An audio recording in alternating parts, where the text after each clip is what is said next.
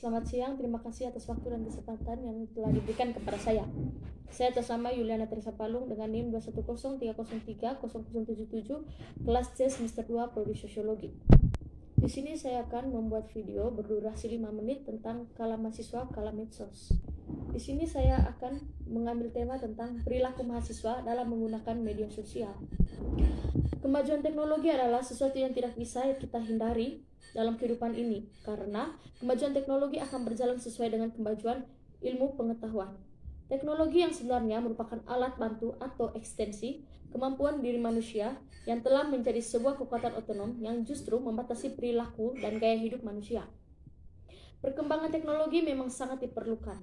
Setiap inovasi diciptakan untuk memberikan manfaat positif bagi kehidupan manusia serta memberikan cara baru dalam melakukan aktivitas. Di era digital saat ini, media sosial menjadi kebutuhan primer bagi setiap orang. Kehadiran media sosial memudahkan orang-orang untuk mengakses apapun dan dimanapun serta mempermudah memenuhi kebutuhan hidup. Fungsi utama media sosial adalah memudahkan orang untuk berkomunikasi tanpa batas ruang dan waktu, memberikan informasi dari belahan dunia manapun. Media sosial yang berkembang serta digemari oleh manusia saat ini yaitu Facebook, WhatsApp, Instagram, dan Google.com. Dari keempat media sosial ini memudahkan mahasiswa untuk saling tukar-menukar informasi serta mudah mendapat literatur online, merupakan efek positif dari media sosial dan efek negatifnya yang menimbulkan kecanduan terhadap media sosial. Hal itu dapat merubah cara berpikir serta perilaku seseorang. Berkembangnya media sosial membuat tujuannya meluas selain sebagai sarana untuk memberi atau menerima informasi dan komunikasi juga menjadi gaya hidup. Mengingat bahwa media sosial merupakan hasil karya manusia, jadi media sosial termasuk dalam wujud dari kebudayaan sebagaimana yang dikatakan Quentin-Nigrat tahun 2009. Maka untuk meneliti lebih lanjut masalah ini harus memahami apa sebenarnya kebudayaan itu.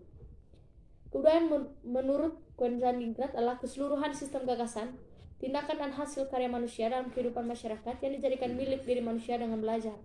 Jadi sebagian besar tindakan manusia adalah kebudayaan, termasuk tindakan-tindakan mahasiswa menggunakan media sosial di kampus baik di kelas maupun di luar kelas. Untuk menggunakan media sosial memerlukan proses belajar. Lain halnya dengan E.B. Taylor tahun 1913, kebudayaan adalah suatu kompleks keseluruhan yang meliputi pengetahuan, kepercayaan, seni, moral, hukum, kebiasaan serta setiap kemampuan lain yang dipelajari manusia sebagai anggota masyarakat. Taylor juga mengungkapkan bahwa kebudayaan merupakan milik manusia yang membedakannya dengan makhluk lain. Ada 3 wujud kebudayaan yang diungkapkan oleh Quentin-Nigrat, yaitu yang pertama, bersifat abstrak, tidak dapat diraba atau difoto tempatnya, ada di dalam kepala atau alam pikiran manusia, yaitu ide, gagasan, nilai maupun norma. Yang kedua,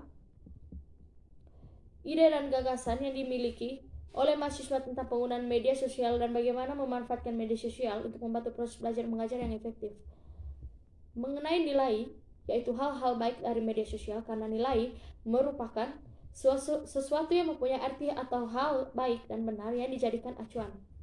Nilai tidak terlepas dari norma. Kebudayaan berkaitan aturan-aturan menurut Ambar 2017 dalam menggunakan media sosial, diantaranya yang pertama, menggunakan media komunikasi sesuai tujuan dan fungsi. Yang kedua, menggunakan media komunikasi secara produktif, yaitu dapat membantu proses belajar. Yang ketiga, berhati-hati dalam penyampaian informasi. Yang keempat, menghormati privasi orang lain. Yang kelima, tidak boleh terpancing, artinya selalu mengontrol emosi. Fungsi dari media sosial menurut Nasrullah tahun 2012, fungsi dari media sosial selain sebagai media komunikasi juga merupakan media yang memudahkan mendapatkan informasi serta menyebarkan informasi. Media sosial pun berfungsi untuk hiburan. Sejarah media sosial Facebook, WhatsApp, Instagram, dan Google. Pada tahun 1991, David Glertner menerbitkan sebuah buku bagi teknologi, Mirror World, sebuah paper penelitian yang dilaborasi lebih lanjut dan mengagumkan, yang mana tanpa menyebutkan kata, ia meramaikan tentang web. Dan di akhir 1990-an, E.M. Noan, pada saat itu Direktur Columbia University Institute for Teleinformation, membuat pernyataan bahwa ketika sejarah media abad ke-20 ditulis, internet akan terlihat sebagai kontributor terbesarnya. Terobosan datang antara September 1993 dan Maret 1994 ketika sebuah jaringan yang sampai sekarang ini didedikasikan kepada peneliti akademis menjadi sebuah jaringan induk bagi jaringan-jaringan yang terbuka untuk semua orang. Pada Desember 1993, sebagai the first window into cyberpage, membuatnya dapat digunakan untuk menarik pengguna yang pada saat itu disebut adaptor dan provider. Demikianlah hasil video ini saya buat. Terima kasih atas perhatiannya.